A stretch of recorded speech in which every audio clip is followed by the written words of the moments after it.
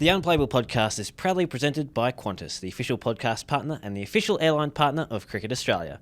Once again this season, Qantas is proud to be flying Australia's cricketers as they take on the world.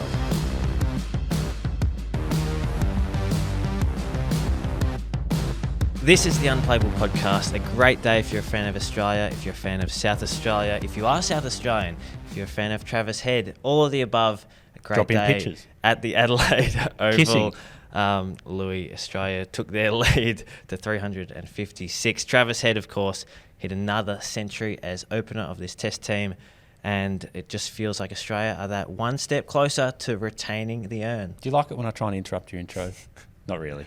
I put a lot of thought into the intro. I know. You didn't even get halfway through it, and I was already just heckling you from the stands, like people were heckling England from the members' pavilion when Harry Brook dropped Travis Head on 99 today. It was a standing ovation for a drop catch today. It was really weird. It was a weird moment. It was like, it was just it was a funny moment in a funny old day.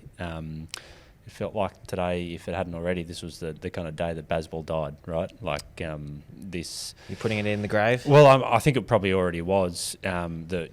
Maybe coming into this test, halfway through this test, when they failed to pass 300 in their first innings, they got close this morning. England, Stokes and Archer showed the fight that Ben Stokes wanted, but the damage had been done the previous day. Really, it's the manner in which they're capitulating is interesting. I don't think it really sticks with what they've been doing over the last 3 years.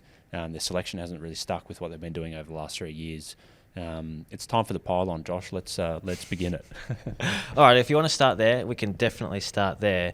I mean, from my point of view, I felt like England had worked themselves back into this game. It sounds silly because Archer and Stokes had put on that 100-run partnership, which was only the third of the series so far. So asking them to bat even longer is probably a big ask. But they've got the deficit back to under 100. And if Stokes bats until lunch, I mean, who knows? They're close to parity. So there was that moment in the game where Starc comes back with the new ball and, of course, does what Starc sort of does. And then you could sense, okay, maybe that was the straw that's broken this camel's back. But there were also opportunities with the ball that they had that they just couldn't grasp. Yeah, and the damage had been done the previous day. You're asking a lot of Jofra Archer at number 10. They asked a lot. They got a lot from Jofra. I mean, he's had a great test, fronted up beautifully today. It did kind of just feel like that Stokes miracle thing was kind of happening. Everything was against him. We knew how tired he was from the previous day, batting in the heat.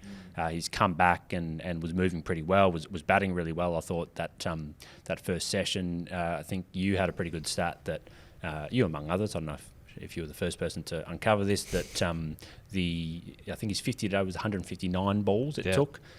His previous slowest was 152 balls. That was Headingley 2019. So it just had the hallmarks, batting with the tail, some kind of injury or something to kind of get the best out of him. And so Australia kind of like dilly-dallied a bit, I think. Not dilly-dallied, they were fine, but they had 12 overs to get to that second new ball. They didn't bowl their main quicks in Starc and Pat Cummins. I'm not sure if Scott Boland bowled in that period. If he did, it was it might have just been a short spell, but it was a bit of green, a bit of line, and that was pretty good for Archer and Stokes. Like they were able to get going, got some momentum, and just felt like the crowd was kind of coming around to him. Starc, he hasn't had a dominant test like he did the first two, but he's just got the wood over Stokes in big moments. And tellingly, he didn't play at Headingley in 2019. Something someone pointed out to me earlier today. If he had, maybe things could have been different. It was a different story today. He was swinging that second new ball a lot, and instead he's just gone the wobble seam. It's come out beautifully and just nipped back through the gate. Stokes just kind of reacted a bit like a toddler, like it just had a toy taken away from him. He stamped his feet, he threw his bat in the air, and you can understand, like he's given so much to this team. And in that moment, I think England's kind of hopes in this test, maybe the series kind of evaporated. Yeah, I mean, I love that reaction really, because you can really tell how much it meant, and he sort of knew that was a pivotal moment in the game. And Starc's celebration as well was pretty up there as well. Fox did a really good analysis of this build-up to that wicket. I'm not sure if you saw it, Luke, but basically all of Starc's fielders on the offside except for the cordon, were on the rope. And so they were encouraging Stokes to hit through the offside, take the easy single, take the easy run.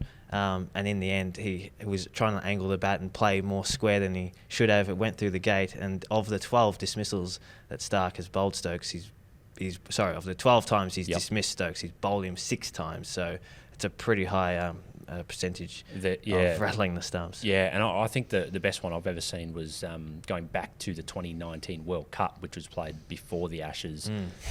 Big game. England got the wood over Australia in that tournament in the semi-final, but Australia actually beat them in the group stage. And the key moment was, another Stokes kind of comeback was looming. I think England were chasing, and Starc has just kind of faded one through the gate. Just the perfect Yorker. And then that, so that was another bolt. So kind of adding to your case. So what did the deficit ended up being? I think it was 85. So England really needed to bowl out of their absolute skins on a very, very good wicket, the best wicket we've had for batting in the series. And they just couldn't do it. They haven't been able to, apart from that first day in Perth, they haven't been able to do what Australia do, in the sense of getting just enough from their batters. Well, they probably got just enough from their batters. They got close to 300. Yeah. And they needed some absolute, worldy stuff from their bowling. At this stage in the series, I'm not sure that kind of performance was, available to them. Yeah, and given that Archer was sort of a one-man band in the first innings, they needed a bit more from their other bowlers today. And we didn't know at the time, but Stokes was not going to bowl himself for the entire day. We were told at the press conference that he is fit. I mean, he fielded for all but 3 of the overs out there today. He was hobbling around. He's clearly not 100% because definitely his gait has a bit of a hobble at the minute. They were discussing groin soreness. Yeah, it looked like he was grabbing that area. On the broadcast, he sort of hit his head when he was attempting to stop a ball from Travis Head. So he's definitely in the wars, and if he's not bowling himself, we know how much he loves to throw this team on his back, especially with the ball. There must be something a little bit untoward happening. No doubt there's something going on. There's some kind of injury. England can play it down as much as they like, but this is a guy who is absolute 100% at everything. And if he's not able to do that, there's something's not 100% right. And this was England's last shot at kind of getting something out of this series. And it did look like that just had that feeling about Jake Weatherald. Gets pinned LBW by Bryden Cast. Interesting decision to give it out.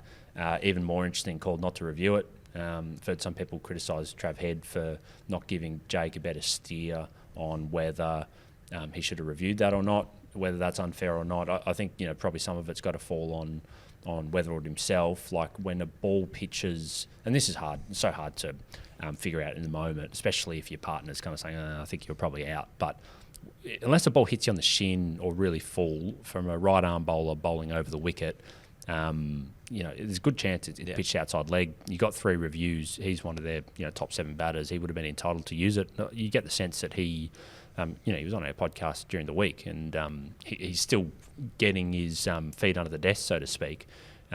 He would have felt like if he burned a review, like he would have been kind of letting the team down. Some of the more established members of that team would have absolutely had no hesitation at all in using one of the reviews there. But yeah, when that kind of happens, it feels like England could get on a roll. Marnus Labuschagne doesn't look. He's probably the subject of some really good bowling. I thought. Cast and Tongue in particular angled a lot of stuff towards him from from quite wide on the crease. This team doesn't have a left armour. They don't have much variation in the team, so they've kind of had to create that, and really good bowling to get Marnus. So at 2 for 53, that lead all of a sudden is only around 130, something like that. It feels like it's kind of game on, and it's that man Usman Khawaja again. Like he's just bobbing up everywhere at the moment. Well, he looked pretty good again today, didn't he? Yeah, he finished with 40 from 51 deliveries, and would have been absolutely kicking himself with the way he got out. Will Jacks had to bowl 19 overs today, Will Jacks, and he bowled a lot of half-trackers, didn't he? He bowled a lot of stuff that probably he would have been disappointed with. And he bowled some pies, Josh. Okay, that's a good way of saying it. And the delivery that got Khawaja out was short and wide, spinning away from Khawaja. His eyes lit up. He thought, I'm going to cut this to the fence. Bounced a little bit more than he thought, perhaps. I mean, he's a tall guy, Jacks. and was caught You're giving him behind. some credit here. Just a bit of the extra bounce on that, night stump line outside off stump. Okay. He was very lucky to get that wicket. He looked embarrassed, didn't he, to get him out that way. But it shouldn't it probably overshadows a bit what he did, because he didn't manage to go on and kind of. This was his chance to remember what he did during the 21-22 Ashes. He made twin tons, made himself undroppable. Here was his chance to do that after his 82 in the first innings, 80 odd. And he didn't quite take it, but it was an 80 or 90 odd run partnership with Travis Head that really put England to bed. And even despite Cameron Green continuing a poor test with the bat, when Carey and Head came together, it was pretty much lights out for England. I can't believe it's taken us 10 minutes to start to talk about the South Australians here We're today, but up, we'll get to yes. Now it's time for the Head and Carey show. And I was thinking, Lou, if you're a fan of South Australian cricket, and at this time last year you're making your Christmas wish list, what are you putting on there? You're putting a one-day cup victory, you're putting a Sheffield Shield victory, and you're putting centuries for both your local boys at the Adelaide Ashes Test. They've all come true. It's been a golden year for South Australian cricket, and these two put on a century stand today. It's the first century stand by a South Australian-born duo in over 100 years. In fact, you have to go back into the 19th century to find the last pair to do that. And they walked off arm in arm. It was a really special moment. You can tell that they know each other really well and they're great mates. And Travis Head said after the match, they didn't say a lot to each other out there. They don't need to. They've got that understanding. And it just felt inevitable. I know that there was those moments in the 90s that Head had that we'll get to, but it just felt inevitable, especially for Head, that he was going to raise the bat again today. That South Australia fan Christmas wish list would, like Ben Menenti replacing Nathan Lyon halfway through this series. Well, you can get a bit more adventurous this year for Christmas. Yeah, well, maybe Ben might have a point to prove with, the controversial news this week about Joe Burns getting dropped from the Italian team. That's a different podcast completely. Travis, he cruised in this one. He didn't look troubled until he got to 99, and then all of a sudden the field came in, and it's funny like that. It's like, Travis said that he'd been out the Joe route before trying to slog him. I think that was during 2023, and so he was a bit circumspect. He blocked back 5 balls of a route over. He had some good seam bowling as well, but he just kind of bit the bullet after Brooke gave him that life and kind of got the cheer from the crowd. Some numbers on Trav, averaging 87 at Adelaide Oval. Wow. 4th ton here. In a row. 4th ton in a row, yeah. So the last, what have we got, 6 or 7 innings here, 38 not out, 175, 119, 140, 10 in the first innings there, and that was 2 days ago, and then 142 not out so far. So this series, 351 runs from 407 balls. He's averaging 70, striking at 86. It's basically double the strike rate of Ben Stokes, just for comparison. Wow. It's been an extraordinary series when you go back to think about Perth as well. Definitely. There was another stat that came up on the broadcast in terms of Aussies hitting 4 consecutive tons at the same venue. He's up there with some elite names. Don Bradman has done it twice. He did it at the MCG and at Leeds in the UK, 4 tons in a row. Michael Clarke did it here at the Adelaide Oval between 2012 and 2014, and then Steve Smith has done it at the MCG, and that's it in terms of Aussies absolutely dominating a specific venue. Yeah, and you'd have to say that Trav is kind of up there with the Don, really. Like, in terms of, I reckon in that Smith-Clarke run, Smith definitely got some pretty flat wickets at the MCG. Clarke, I reckon, dined out in the last stages of the pre-drop-in wickets, so the last natural wickets at Adelaide. So they were always very good to bat on. Trav's, this is a very good batting wicket, but some of those ones have been pink ball tests where the curators have left a bit more grass. Yeah. And I can't speak for what D. Bradman was facing at Leeds in the 1930s, but I reckon when it rained and uncovered pitches might have made it pretty hard. So the opening thing with him has just worked beautifully. Like I think it kind of gets overlooked, but he's pretty good seeing off England's new ball stuff, albeit they were pretty tired. Jofra fronted up and was pretty accurate again, but a lot of the donkey work had to be done by Carson Tongue and Will Jacks. This has been the big kind of difference between the two teams in this test in particular.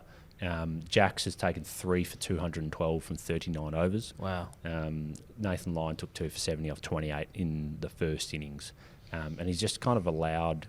He allowed Australia's fast bowlers to just rotate, and he held up an end and did exactly what he said on the packet, right? Like, this was how Australia want to play. They want line bowling and kind of get the quicks going. Jax has just not been able to offer any control, and like, it's probably not a surprise. Like, this guy is a T20 globetrotting all-rounder who hasn't played a whole lot of first-class cricket. He bashes them in white ball cricket and he fires them in and, tries to bowl his 4 overs for, under 30 runs. Like, bowling 40 overs in an Adelaide Test match in foreign conditions, that's a long way from, what he's been doing. We've kind of spoken a bit about Bashir. It was interesting, Jitan Patel was sitting exactly where we're sitting right now we're recording this in the press conference room at Adelaide Oval, and got asked about Bashir, and it wasn't exactly a ringing endorsement, was it? Like, he said, basically, he's bowling fine. I think that was the quote.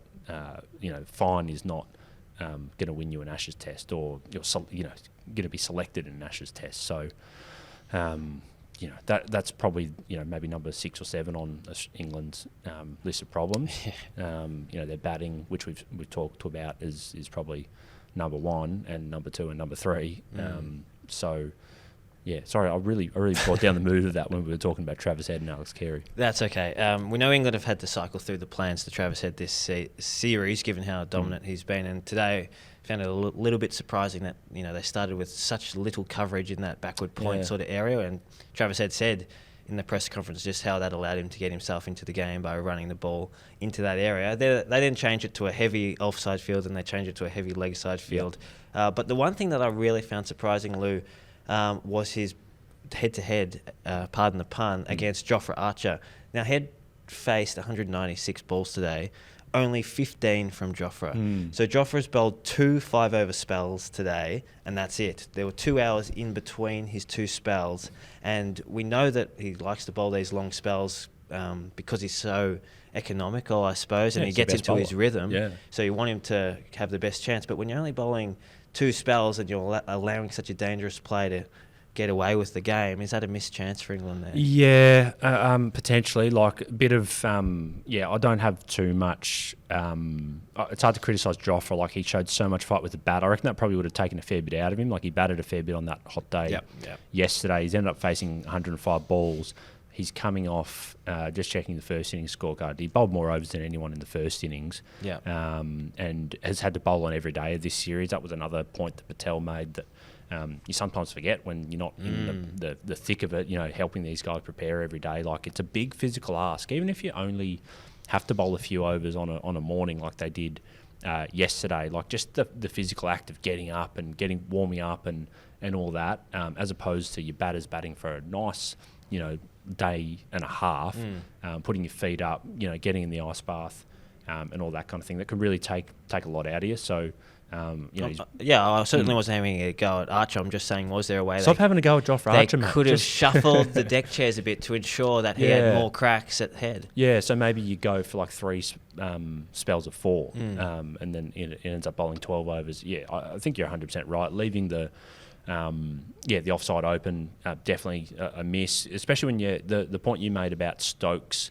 having that field, when he got out to Starc, like, that was a really clever field that they'd set for Stokes, and they never allowed him, because he blocked and then kind of looked ready to go for it this morning. But they had a field I hadn't seen a whole lot of, which was like a deep backward point, and then that cover, a very square cover, was on the boundary as well, and then you kind of had your mid-off and mid-on. Yeah. So if you bowled a nice straight ball, like, you get rewarded, and you wouldn't be able to, they'd stop a single kind of thing. But then if you just miss a little bit wide, either side of the wicket with the 2 square guys out on the leg side, you could kind of, just make sure that the damage was minimal. So, I think Stokes, you'd have to wonder whether the heat, the exhaustion, the overs he bowled in the first innings has, might have restricted his brain power a little bit. Like, just trying to think about fields, today would have been really difficult when he's up against it physically.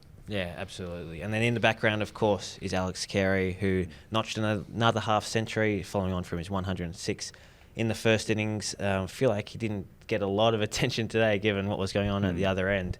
But, gee, he's just become such a consistent performer, hasn't he? And we've been singing his praises with both gloves and bat. And what more can we really say about Carey at this point? Well, that he might have kind of been the biggest factor in a bit of a selection dilemma for Australia, moving forward. If we, want to do that, we probably want to, savour Australia's win potentially here, or most likely here, and England's collapse. But just thinking ahead to the last 2 games of the series, Carey not only looks like he can't be demoted back to 7, he looks like he potentially could be batting number 5. Cameron Green's had a poor test, and his position you'd think would come under the microscope when you've got a guy like Bo Webster, who was really unlucky to miss out in the first place. So that'll be a talking point. Uzi Khawaja having an excellent test when he wasn't expecting to play, when we thought his career was over. Where does he kind of fit in? Could he slot in at number 5 when Steve Smith comes back? Could he be considered further up the order if they want to shuffle the deck chairs with Marnus and Jake Weatherald? Inglis has been playing a tough role at number 7, specialist batter, not having the gloves. There's a fair bit to kind of consider there. And Carey's, and Usman Khawaja to a lesser extent have really given Australia's selectors a headache. We say it all the time, but it's a pretty good headache to have, right? The best sort of headache to have, Lou. That's another great day here in Adelaide. Remember, if you're a fan of cricket, get your Christmas wish lists in, because they just might come true. We'll catch you all after day 4 of the Adelaide Test.